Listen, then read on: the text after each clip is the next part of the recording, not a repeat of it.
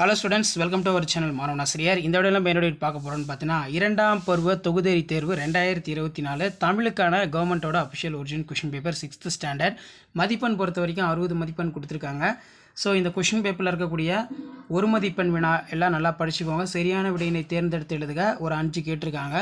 கோடிட்ட இடத்தை நிரப்புக 2 இருக்குது, பொறுத்துக்க கேட்டிருக்காங்க. நெக்ஸ்ட்டு வந்து பார்த்தீங்கன்னா 6 × 2 12 2 மதிப்பெண் வினாக்கள். இது கல்வியின் சிறப்புகளாக நீங்கள் எதனை கருதுகிறீர்கள்? எதை நம்பி வாழக்கூடாது? நாம் யாருடன் நட்பு கொள்ள வேண்டும்? மாங்கோலி எழுத்துக்கள் யாவை? நாம் எத்தகைய சொற்களை பேச வேண்டும் என வள்ளுவர் கூறுகிறார்? 4 நிலங்கள் என்பன யாவை? மீனவர்கள் தமது வீடாகவும் செல்வமாகவும் கருதுவன யாவை?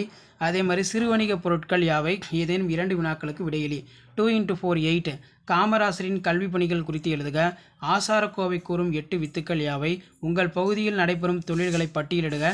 நீங்கள் படித்து என்னவாக விரும்புகிறீர்கள்? ஏன்? அடுத்து மனப்பாட பாடல், மூதுரை பாடல். பின்வரும் சொற்களை திருத்தி எழுதுக.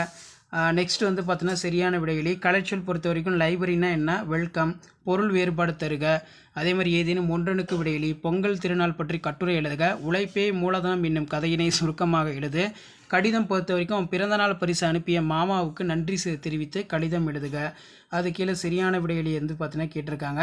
ஸோ கண்டிப்பாக இந்த கொஷின் பேப்பரில் இருக்கக்கூடிய கொஷின் எதுவும் ஸ்கிப் பண்ணாதீங்க. மறக்காத வீடியோ ஃப்ரெண்ட்ஸுக்கு ஷேர் பண்ணுங்கள். மாணவன் யூடியூப் சேனல் சப்ஸ்கிரைப் பண்ணி கீழே இருக்கக்கூடிய பெல் ஐக்கானை ப்ரெஸ் பண்ணி சப்போர்ட் பண்ணுங்கள். தேங்க்யூ.